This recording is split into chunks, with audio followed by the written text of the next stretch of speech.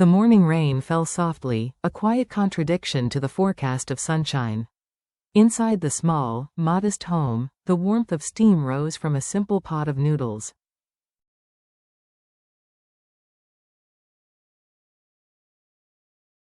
The scent mingled with the sharp aroma of pickled bamboo shoots, filling the kitchen with a sense of homely comfort.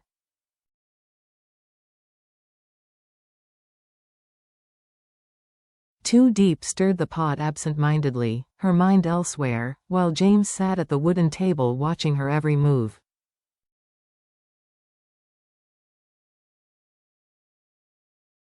His gaze lingered not only because he loved her, but because he wanted to hold on to this fleeting moment forever.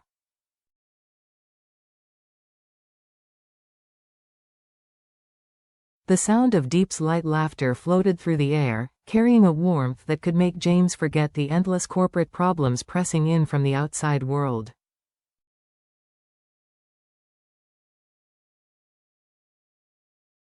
In the corner, Nee sat with sleep still clinging to her eyes. Her smile, however, was enough to brighten the dim kitchen.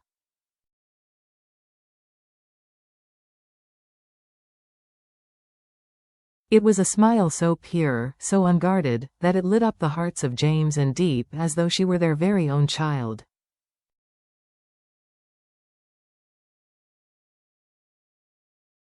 They worked hard to give her love, not as caretakers, but as a family.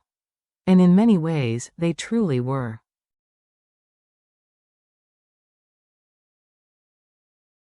A fragile piece, their life was humble. Days spent selling fruit at the market, gathering guavas under the blazing sun, and cooking in a modest house created a simple routine.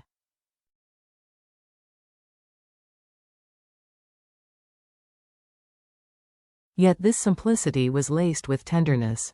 Every gesture, every word, revealed their shared care for Nee.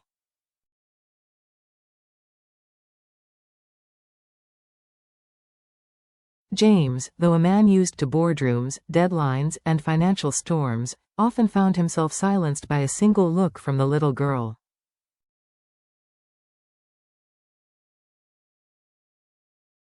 She had a way of softening his voice, of reminding him of what truly mattered. Deep, for her part, tried to hold everything together with grace.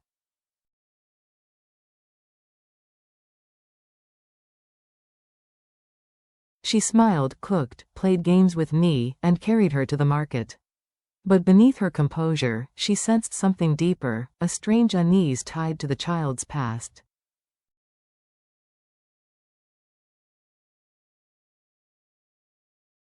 The police had no answers, only fragments of speculation. Perhaps Nee's parents had abandoned her at the market.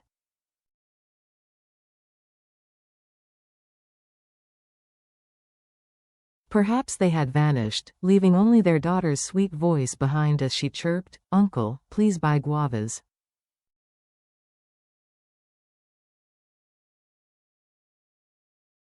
Customers rarely resisted. More often than not, they bought fruit not for the taste but for the innocence shining in Nee's smile.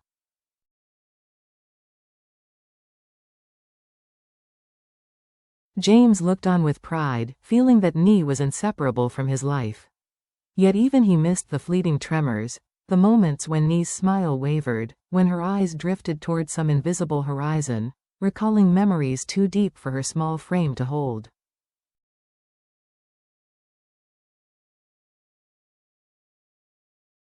Deep noticed, but chose silence. James, preoccupied with the suffocating pressures of his company, failed to see.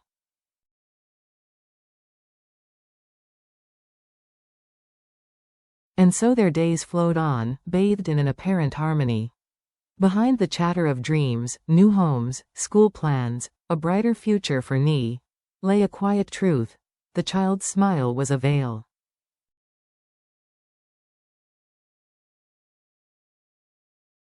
Somewhere behind it lived a shadow neither James nor Deep could fully name: the stranger at the market.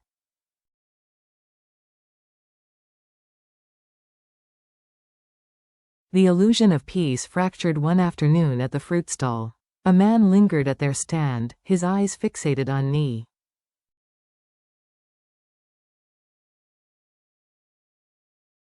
She, in her innocence, held out a slice of guava. He accepted it, murmuring almost to himself, "Such a pretty girl."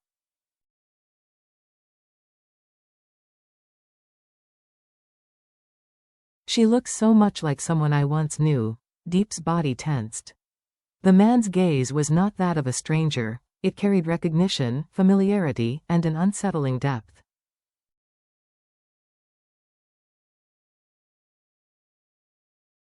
Nee tugged gently at Deep's sleeve and whispered, "Auntie, I think I've seen this uncle before."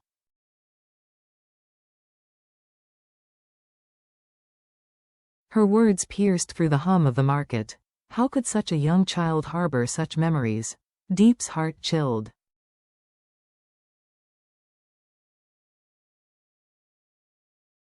When James heard about the encounter later that evening, his reaction was firm. "Stay alert, Deep."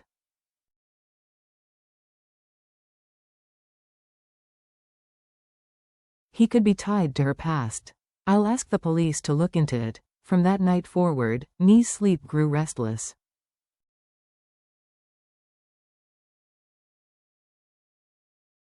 She tossed, turned, sometimes waking in tears.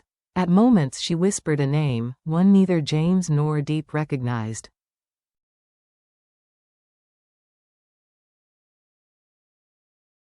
No comfort, no embrace, seemed strong enough to quiet the pain that rose from deep within her.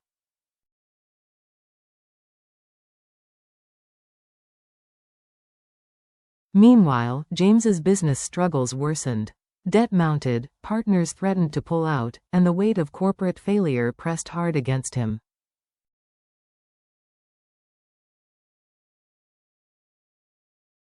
Yet even heavier was the thought that Nee's hidden past could unravel the fragile family they had built.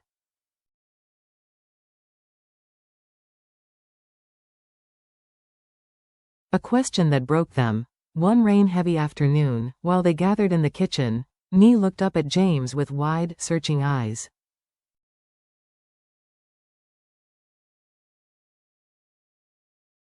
Her voice was soft, but her words struck like thunder.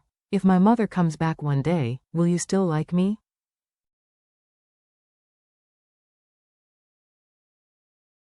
The room fell into a suffocating silence. Deep blinked back tears. James's chest tightened as though a hand had clenched around his heart.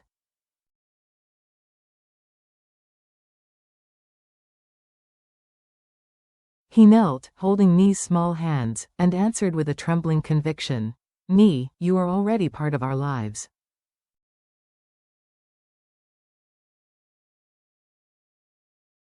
"No matter who leaves or who returns, I will never stop loving you. Neither will Auntie Deep."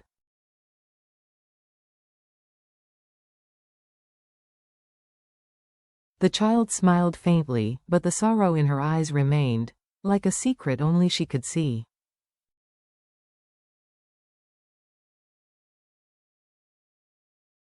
The past unveiled. Days later, the man from the market returned. He did not buy fruit this time.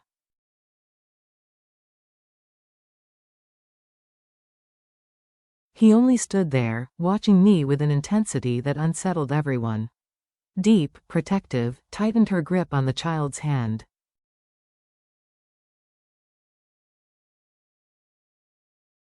Gently she asked, "Nee, do you know him?" The girl bit her lip, whispering, "Yes, he was with my mother the day she went away."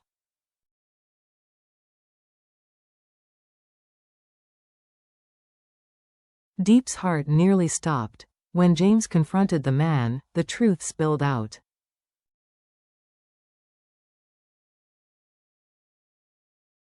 His name was Min, and with a trembling voice he confessed that he had known Nee's parents.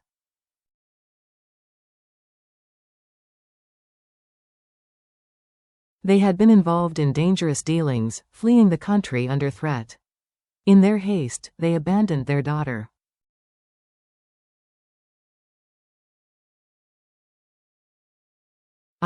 I couldn't take her," Min admitted, tears gathering in his eyes. "I left her by the roadside, praying someone kind would find her."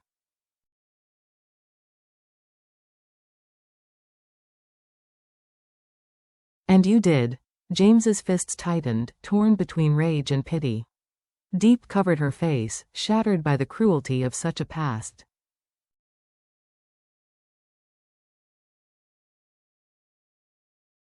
And yet, it explained everything, the sadness hidden behind Nee's smiles, the questions she could never voice.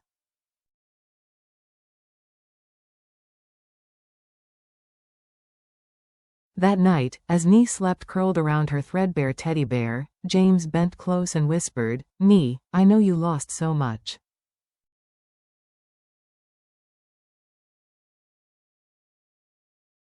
But I promise, you will never be alone again." Deep stroked the girl's hair, her own tears falling silently.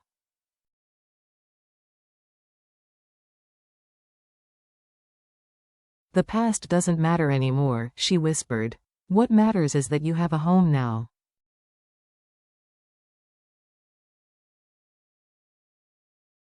Love stronger than blood. The truth of Nee's abandonment hung heavy in the small home.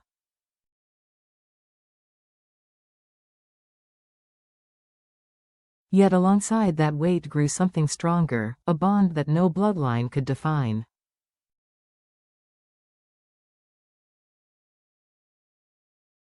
James, though besieged by collapsing businesses, realized that no failure could compare to losing this child.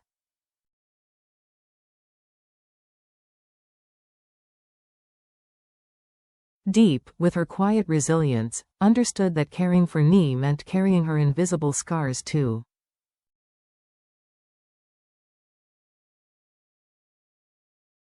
In Nee's laughter at the market, in her tiny hands clutching James's neck, in the quiet moments when she nestled into Deep's embrace, the shadows of the past began to dissolve.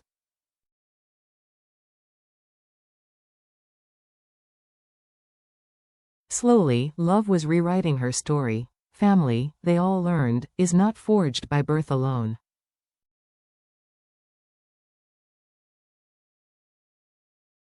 It is built in care, in patience, in the daily promise never to walk away, and so, though uncertainty lingered, James's debts, the ghosts of Nee's parents, the pain of abandonment, the bond between them grew unbreakable.